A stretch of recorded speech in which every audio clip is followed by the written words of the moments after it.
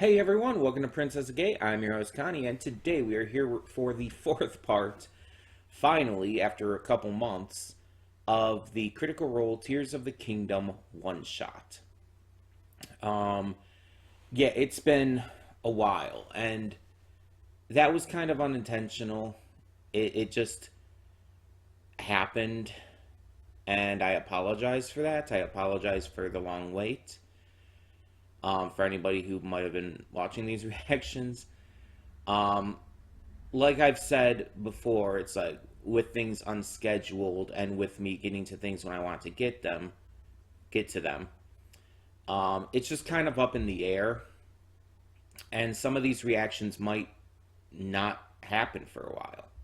Now, with this series, our normal series reactions, those will more than likely happen at least every 2-3 weeks. If there is like a little break where I don't react to them, it's most likely not going to be longer than that. But with something like this, like a little side thing, um, or YouTube reactions or stuff like that, it's usually going to take a little bit longer. Um, just because everything else tends to get in the way. Everything else tends to take up all my attention and time, and so it's hard to find the time to get to these or just find the desire to get to them, the motivation. But we have the time right now. I want to get to more of this, so we're getting to more of this. um, Now, we left off, we had another fight. We had our bird friend just completely owning. They were doing amazing. It was their time to shine. And now, we are going to continue. We're about halfway through the one shot. Again, it's a 5-hour video. We're at the 2-hour 21-minute mark, so about halfway through. But before we get this going, I do want to show off something. Allie Pally, also known as Strawberry Gothic in the Discord, drew this for me. This is my Zora OC. I made a design using an online character creator before, and Allie decided to do an actual drawing of her. And so yeah, this is the full design here, and I really wanted to show it off. You excuse me, sorry about that. You'll be able to see her in the in the thumbnail for this video as well. So yeah, I just really like the design of it. Wanted to show it off. There you go. Once again, the artist is Allie Pally, or also known as Strawberry Gothic in the Discord server. So yeah. But now we are going to get on with the reaction. So let's do so. When the screen fades to black, pause this redirect and go to the description below. Follow the link to the reaction, and after you watch it, come back here to the redirect and resume play. Because after it fades to black, then fades back in, everything from that point forward will be my afterthoughts and will contain spoilers to the episode, or part of the video. That being said, thank you so much for tuning in, and I'll see you at the reaction. And we are back, and we'll begin with spoilers in 3, 2, 1, now. So, this was an interesting one. After gathering supplies, the group ends up going up to the mountains to go to this excavation site, which is a shortcut on their way. They end up having to try and get past a construct captain, or Captain Construct. And there's a lot of sneaking, a lot of strategy, and even some romance brewing here between Babs and Dink. It's really interesting. where they're taking this. They're having fun with it. They're really doing some interesting things. The idea of fixing the stake to the construct captain, um, and then like to like the wall or the ground and anything just to stick them. I swear I don't think you can do that in the game. At least I've never been able to. Which, I mean, maybe that doesn't mean much. Usually with the stake, you can attach it to other like non-living objects or other Zonai devices and affix it to a wall or a floor or something like that in order to create platforms or different things like that. Sometimes you can use it to combine with other devices and whatnot to create vehicles or whatnot. But usually like this, it's like I don't think you can like attach it to enemies. I don't think you can attach anything to enemies. I don't think it works like that. So for the sake of this campaign, though, this one shot, that's a really fascinating idea to try and do, and the fact that they kind of pulled it off successfully, um, is really good. I mean, there's a bit of damage taken from it, but one heart, like you can sacrifice that. And it was definitely the better choice than having it be like temporary, because one, Babs had just been healed and everything. Babs is like full health, could take that damage. But also, if it's temporary, the Captain Construct's going to come after them, and it's like that's not great, because that's going to start an encounter, that's going to start a battle, and that could be a problem. They want to avoid that if they can. So even though it like did still attack them by launching the rocket at them and everything, it nonetheless was able to, nonetheless, they were able to succeed in what they needed to do to get past. And even though the cart was destroyed, they did survive.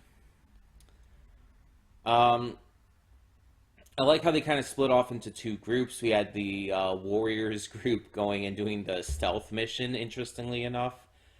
And then you had the two non-warriors staying behind with the cart. I like just the dynamics there and everything. And even just like the part beforehand when they're just like scavenging still and, you know, getting food prepared, healing each other up and all. There's just so much personality to it. And they're having fun, and it continues to be wonderful to see, like just how much chemistry they genuinely have here. I've said it before, but sometimes watching D&D from my experience has been like difficult for me to get into, because a lot of the times it's just like it's very long-winded, and I just kind of would rather be, you know, participating than watching it. If I'm going to watch it, the participants have to really be this level of involved, this level of charismatic and invested in everything they're doing. Like you watch just some people playing D&D randomly on YouTube, and it's not gonna have the same feeling as like them. These are like professional voice actors who know how to perform these roles. And I think that's what makes the biggest difference here. They're not just playing D&D. They're not just having fun with that. They're performing at the same time. They're embodying their characters in fun ways. They're being goofy. They're being silly. They're making it entertaining. And also, there is also the fact that this is Legend of Zelda, and I am very into Legend of Zelda. I have beaten Tears of the Kingdom. So that's also a major factor on why I enjoy this so much, because I know this world. I know these enemies. I know the Zonai devices and everything. It's like I understand what this is all about. It's different than it's very different than if I'm like watching something based on like an original world, or a world that is like from D&D lore and everything that I don't know. That's not going to invest me as much as something like Legend of Zelda. So honestly, I don't know if there's like I mean, I just genuinely don't know if there would be another kind of thing like this from Critical Role that I could like get into as much. Um, just if for no other reason than because of the connection. It's like, again, obviously part of this is also their charisma and overarching chemistry with each other, but still, it's like I don't know if I could just do this as well, or do this as well, get into it as easily as something like this. Now there is another one shot that recently came out that I'm maybe a little vaguely interested in, and there's a Mortal Kombat one that just came out like a couple weeks ago, for specifically Mortal Kombat 1.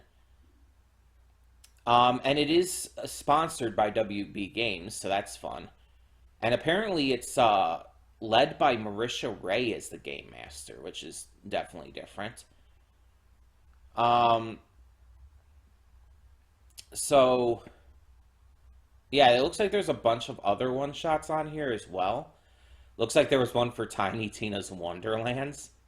That's fun. Oh my gosh, there's a My Little Pony one. Well, we are 100% reacting to that. Oh my god.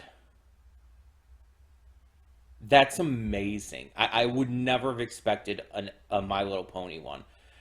Um, Nightmare Before Christmas, really?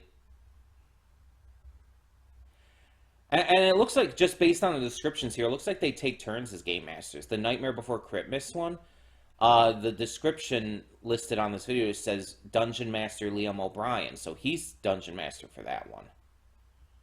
So it looks like it's not always Matt Mercer being the DM or GM, Dungeon Master, Game Master, whatever. Wait,